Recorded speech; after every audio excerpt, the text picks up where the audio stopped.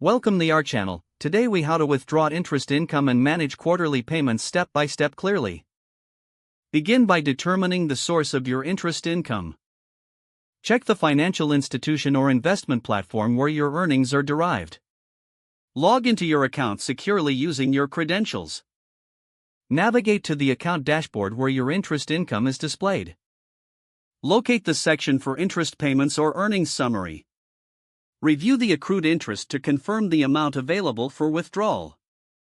Select the option to withdraw or transfer funds. Specify the amount of interest income you wish to withdraw. Choose your preferred withdrawal method, such as direct deposit or check. If applicable, review any fees associated with the withdrawal. Confirm your withdrawal request and submit it.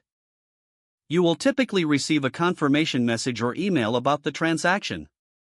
Next, set up a schedule for your quarterly payments.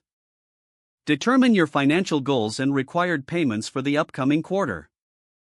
Create a budget that accounts for both necessary expenses and investment plans. Identify the sources of funds for your quarterly payments. Consider setting aside a portion of your interest income specifically for these payments.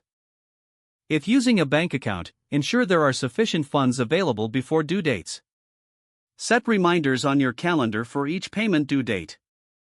Regularly review your financial status to adjust your budget as needed. Finally, keep track of all transactions and confirmations for your records. This will help you stay organized and prepare for future withdrawals and payments. If the page does not load, refresh the browser or try again in a private or incognito window. Make sure you are using the correct email address, then retype it carefully to avoid small typos. If your password is not accepted, use the reset option and create a new strong password you can remember. Check your spam folder for verification or security emails, then complete any requested confirmation steps. Enable two-factor authentication if available to improve account security and reduce unauthorized access risk. After signing in, review your profile details so your contact information and settings are accurate and current.